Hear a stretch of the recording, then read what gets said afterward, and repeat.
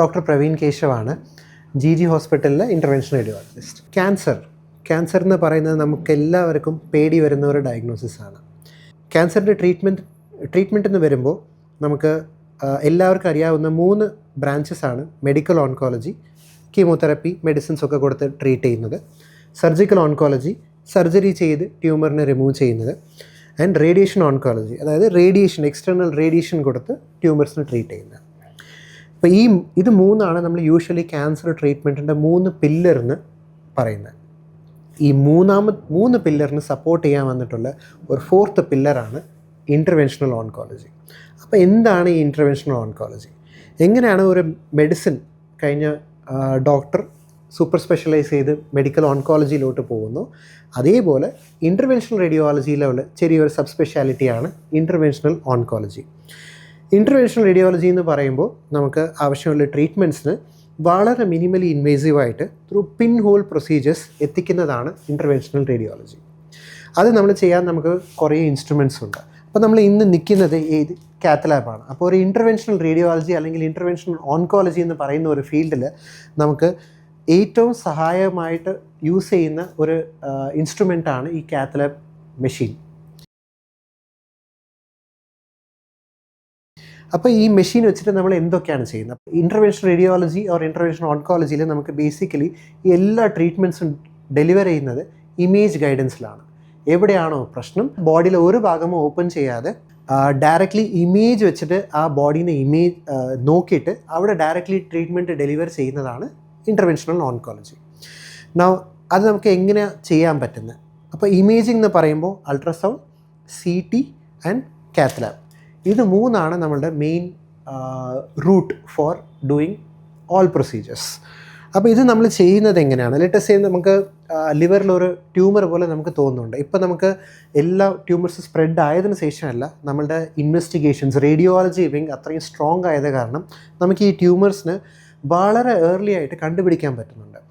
അപ്പോൾ ഈ ഏർലി ആയിട്ട് കണ്ടുപിടിക്കുമ്പോൾ പേഷ്യൻസ് യൂഷ്വലി ടോട്ടലി ഏസിംപ്റ്റമാറ്റിക് ആയിരിക്കും, അല്ലെങ്കിൽ അവർക്ക് ഈ ഡയഗ്നോസിസ് കൺഫേം ചെയ്യാൻ വേണ്ടിയിട്ട് എന്തായാലും ഒരു ബയോപ്സി വേണ്ടി വരും. അതായത് ടിഷ്യൂയുടെ സാമ്പിൾ എടുത്ത് ആ സാമ്പിളിൽ അത് ക്യാൻസർ നമ്മൾ ഡയഗ്നോസ് ചെയ്താൽ മാത്രമേ നമുക്ക് ട്രീറ്റ്മെൻറ്റ് സ്റ്റാർട്ട് ചെയ്യാൻ പറ്റും. അപ്പോൾ ഇങ്ങനത്തെ പ്രൊസീജിയേഴ്സ് പണ്ടൊക്കെ നമുക്ക് ഈ ഡയഗ്നോസിസിന് വേണ്ടി ഫുൾ അബ്ഡമൻ അല്ലെങ്കിൽ ചെസ്റ്റ് ഓപ്പൺ ചെയ്ത് ആ ടിഷ്യൂ നമുക്ക് കട്ട് ചെയ്ത് റിമൂവ് ചെയ്താൽ മാത്രമേ നമുക്ക് ഈ ഡയഗ്നോസിസ് കിട്ടും. ഇപ്പം നമുക്ക് അങ്ങനെയല്ല. ബോഡിയിലുള്ള എല്ലാ പോർഷനിലും നമുക്ക് ചെറിയ നീഡിൽ വെച്ചിട്ട് ബയോപ്സി സാമ്പിൾസ് ചെയ്യാൻ പറ്റും. അപ്പോൾ very simple procedures and image ഗൈഡൻസിൽ ഡയറക്റ്റ്ലി ആ നോഡ്യൂളിൽ നോക്കി നമ്മൾ അതിൻ്റെ അകത്ത് നിന്ന് സാമ്പിൾ എടുക്കും. ആ സാമ്പിളിൻ്റെ ബേസിസിലാണ് നമുക്ക് ഫർദർ ട്രീറ്റ്മെൻറ്റ് സ്റ്റാർട്ട് ചെയ്യുന്നത്. അപ്പോൾ ഇങ്ങനെ നമുക്ക് സർജറി ഇല്ലാതെ പ്രൊസീജിയേഴ്സ് ചെയ്യാൻ പറ്റുന്നത് കാരണം, ഈ സാമ്പിൾസ് പ്രോപ്പറായിട്ട് നമുക്ക് കിട്ടുന്നത് കാരണം ട്രീറ്റ്മെൻറ്റിൽ കുറേ അഡ്വാൻസ്മെൻറ്റ്സ് വന്നിട്ടുണ്ട്.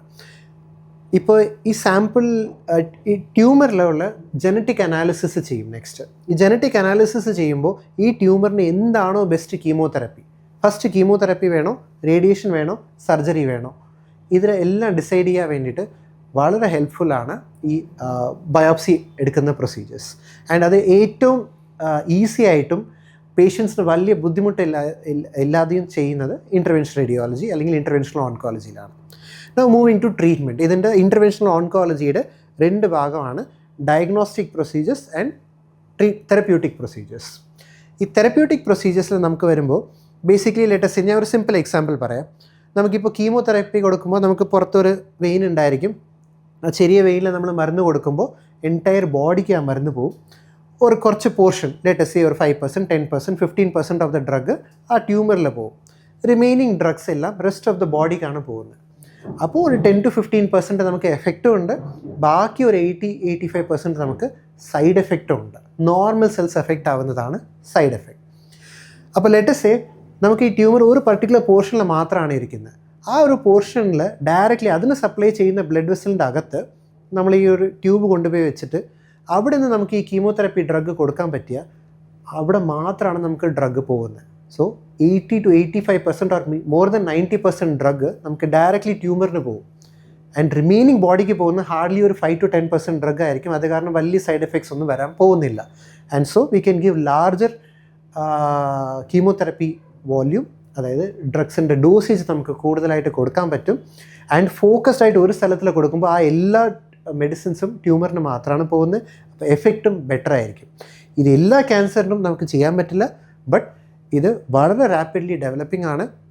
ആൻഡ് ഇത് എസ്പെഷ്യലി ലിവർ ക്യാൻസേഴ്സ് നമുക്ക് വളരെ യൂസ്ഫുള്ളാണ്. അപ്പോൾ ഇത് നമ്മൾ എങ്ങനെയാണ് ചെയ്യുന്നത്? ഇത് ഈ ട്യൂബ് കാണുന്നുണ്ടോ? ഇതാണ് എൻ്റെ വിരലിൻ്റെ ഈ സൈസേ ഉള്ളൂ. അപ്പോൾ ഇത്രയും ചെറിയൊരു ട്യൂബ് വെച്ചിട്ടാണ് നമ്മൾ ഈ പ്രൊസീജിയേഴ്സ് ചെയ്യുന്നത്.